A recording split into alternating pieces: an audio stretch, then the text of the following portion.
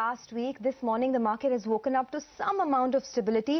It's not a very conclusive recovery or anything. It's not even a sharp pullback rally. All it is a minor green tick with about 0.3% in the green. By the way, a lot of the Asian markets have also picked up a bit of pace. So as we speak, Shanghai, which is opened after a 4-day break, is now up almost about 1%. But Udayan Mukherjee joins in to give us his view on the markets and how to approach things from here on. Udayan, hi, good morning. Good to see you in as always. You know, we were just speaking with Ramdev Agarwal just about like 10 minutes ago, and he said that the probability of the upside in the market now is much higher than the downside. So the risk-reward ratio is very favorable for a long-term investor to put in money now. Would you concur with that view? Hi Sonia, good morning. You know, Ramdev was correct in one sense that valuations look much more attractive than they looked, and that's very, very obvious, is it not? When the Nifty was 8,500 or 8,600 and today we are at 7,700. In most cases, valuations have cooled down by at least 10 to 15%. So, per se, it looks a little bit more attractive. My problem is with the statement that things look much better from a medium-term perspective, because that is where you're taking a bit of a leap of faith. It's one thing to say entry opportunities afforded by better valuations look slightly better at this point in time, but I think the picture globally is very, very clouded. And the point is not just a valuation call at this point. The point is whether if you enter today, you can say with some degree of conviction that 6 or 12 months out, equity markets will actually deliver returns which are better than fixed income returns. And that's something which is not easy to say, but it's easy only when you say that the market has corrected so much and therefore if I buy now, chances of making a little bit more money are higher. While that is a given, I think the global picture is quite muddy at this point in time, and you cannot take for granted the fact that you will get returns or good returns from equity 6, 9, 12 months down the line. That answer, contrary to what a lot of local brokers and economists think, does not lie on India alone. It depends on the global outcome, and then there is just too much uncertainty in the global sphere right now, in China, in the US, in Europe, in practically every sphere, for us to say with conviction that some of our macro pointers are looking better, and therefore if today one enters equities, one will make very handsome returns. I think the answer is probably a little less sanguine than that. Hi Udayan, good morning.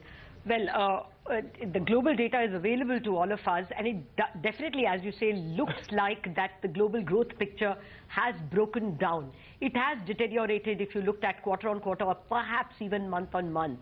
Would you say that, at least in India, for the next 1 year, fixed income is going to give better returns than equity? That's a big question, Lata, but before I answer that, I think it's a difficult call for a lot of retail investors and high net worth investors at this point, because I think 1 or 2 instances of late have also shown up that fixed income is not without its risks. You're aware of what has happened with the JP Morgan fixed income fund. I'm not suggesting for a second that there are such bombs lying hidden in most other fixed income mutual funds. However, even a few months back, before all these Amtech autos started happening, you could say with a reasonable degree of certainty that the risk to your capital in a fixed income fund was marginally higher than or marginally lower than zero. But I think that picture might have changed, because you hear so many large companies, you know, JP Associates, Amtech Auto, some of the Jindal Group companies, and they are sitting on thousands of crores of debt. You don't know whether a turn of a switch one day from a rating agency can actually lead to some accidents with some of these fixed income holdings.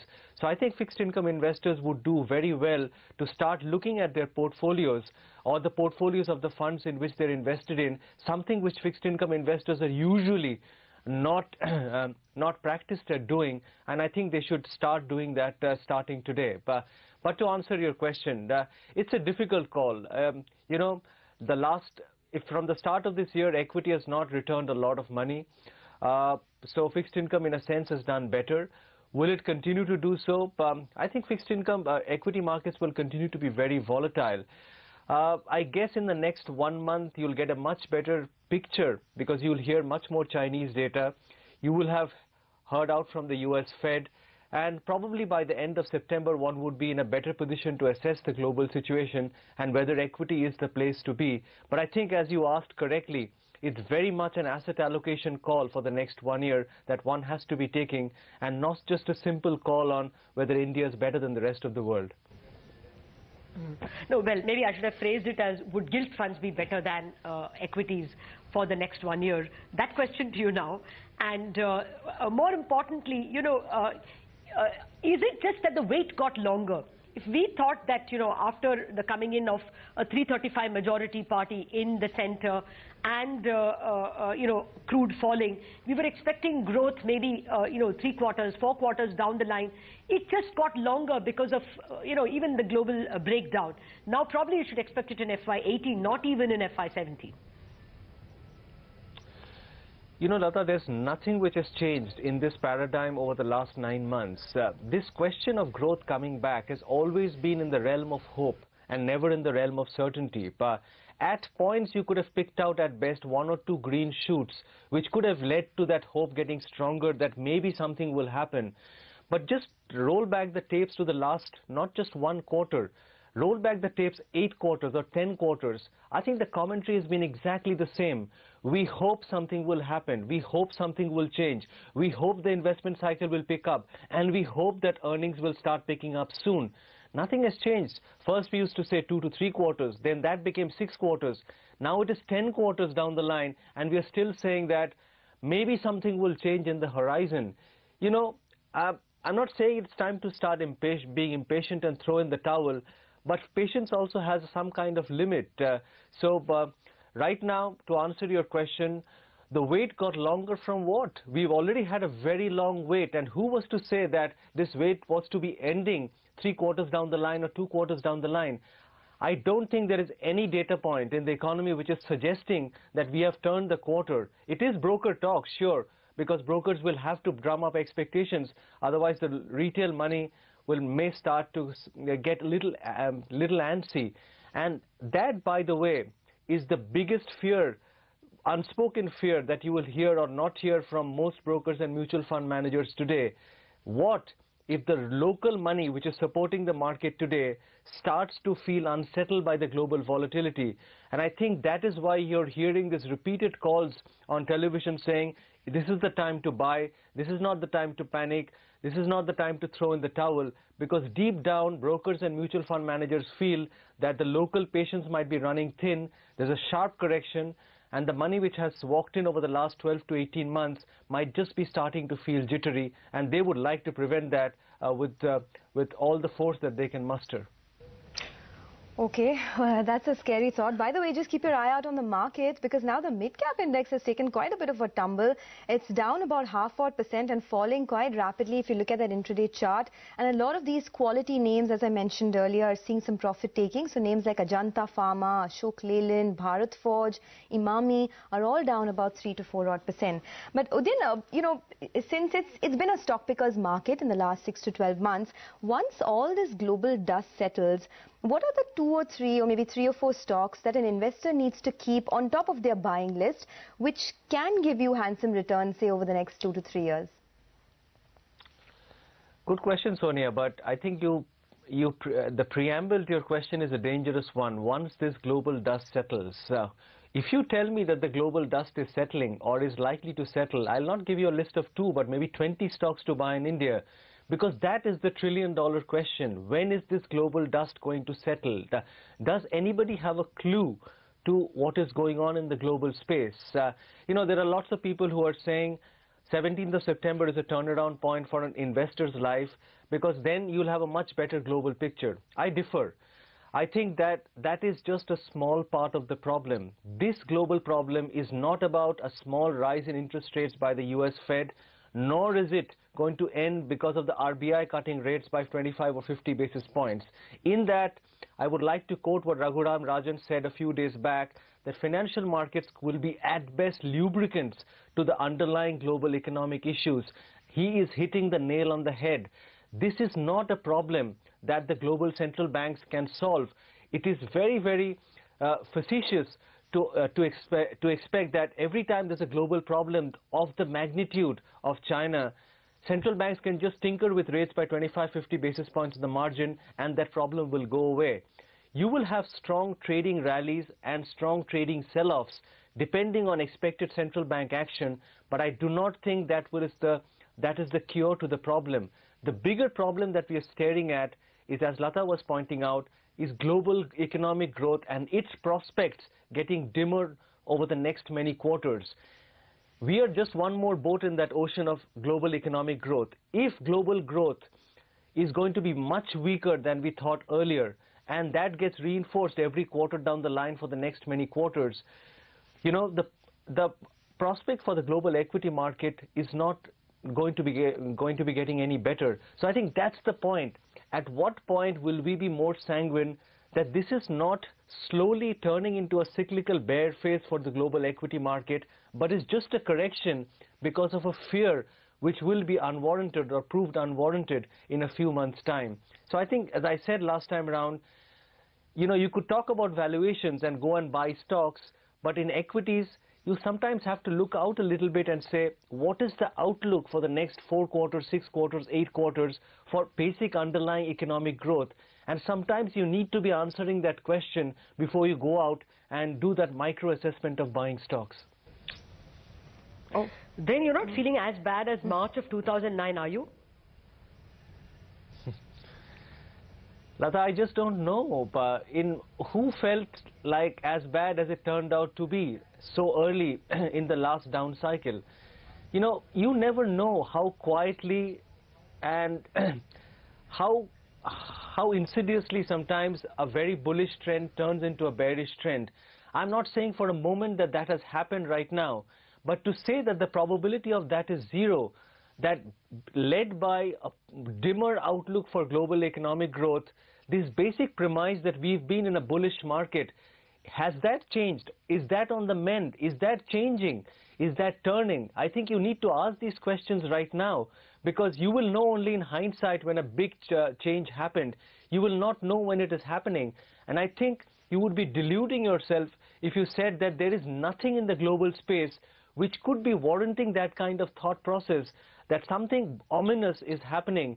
And we are saying, no, it will go away, it will go away. Let's just, the central banks deal with it. Equity markets are fine and they will bounce back. I think that's being an ostrich. You do not want to do that. And I think at least half of the time that you worry about the stock markets right now, one half you should still worry about good valuations and good stocks. But I think the other half should be spent on thinking a little bit about some of these signs which are popping up in the global radar, and whether it's a sign which is slightly more ominous than what you are willing to believe or concede at this point in time. So I think the macro or asset allocation call at this point is also at least as important as the micro call or selection of stocks. No, certainly. I mean, what seems to have changed is, up in the last 4 years, everybody thought central bankers will be able to set things right. What, repeatedly you're getting from people like Rajan is that central bankers in the first place should not have offered themselves as the only game in town. That appears to be the problem. So a hope is going away, clearly, from the markets. Now they're turning to governments, and governments have to respond. But anyway, to come back to Sonia's question, where do you hide? If you have to hide, and that's your only reason to be in the market, I don't think you should be hiding in the equity market at this point in time. You might get better valuations. You might have thought a great place to hide is 8200 Nifty, and suddenly you're a 7600 Nifty. You've not hidden very well, have you? But if you walked in then, because brokers were telling you to buy at 8200, it was a great place to buy. You go back and hear the channel a month back. That's what people were telling you. And suddenly, in many stocks, you've lost 10% of your capital. If you want to hide somewhere else. Hide in fixed income, gilt funds, as you're saying, and let's see this turbulence out. If you have to be in equity market, I think you just have to take a little bit of your portfolio off the hope trades. The hope trades will make you the most money if global markets settle down and the markets start reasserting their upward trajectory, and all is well again. Then the stocks which will make you the most money are the banks and the infrastructure plays, because they have got battered the most, and that's where the hope trade lies. If you want to hide, and you can't be hiding in hope trades, because as you said, maybe the expectation cycle for growth coming back got longer. And if that is the case, then you will not find the infrastructure plays or the domestic cyclical plays doing as well. Banks have corrected, but as long as the global turbulence continues, I think there will be a clear fear of bank books getting hit by more turbulence on balance sheets, which is the reason why private sector bank valuations are compressing. I think there is considerable value in private sector banks right now, but you just don't know whether they will compress some more because of this turbulence and fear of balance sheets. So I think stocks like Yes Bank, Axis Bank, ICICI Bank have corrected a lot, significantly, 25–30% in some cases from their recent highs. And these are blue chip stocks. I can't say the same of pharmaceuticals, because while they have corrected significantly, they're still trading at very lofty valuation levels. So if you're saying, I want to buy stocks which are available at much better entry point valuations, then I think the answer to that would be private sector banks, maybe some of the auto stocks which have corrected, and absolute blue chip infrastructure plays. You don't want to go out on a limb and buy stocks beyond that, because then you're in the zone of uncertainty, and that doesn't fit the description of hiding, as you said. Okay, so then before we let you go, then what do you think it would take for this bear phase or this corrective phase in our markets to come to an end? I mean, is there any trigger that can move this market from a sell-on rally to back to a buy on dips, if the answer doesn't lie with global central banks? Well, you know, Sonia, I think there will be powerful rallies. The question is, in such volatility, how do you get the timing right?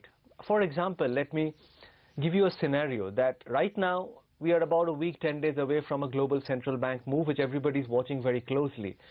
Typically at such times, global markets will put a lot of pressure on the central bank because they do not want the central bank to move. So you will see, or you would expect to see, a lot of volatility over the next 10 days in global markets, which will be designed to stay the Fed governor's hand, do not move at this point in time. But if there is a lot of volatility, maybe the Fed will not move, stung by that and stung by an assessment that global growth is sliding once again. So you could have a situation where the market slides in the next 10 days. You could see the Nifty going down to 7,200. And then the Fed says, we cannot move in the midst of this volatility. And that may spark off a big relief rally, which can take you all the way back to 8,000 once again if the market does go back to 7,200–7,300. Now, we are talking about very powerful moves. And right now, traders should be prepared for 7–8% moves in the matter of 5–6 days. You're in that volatile a phase.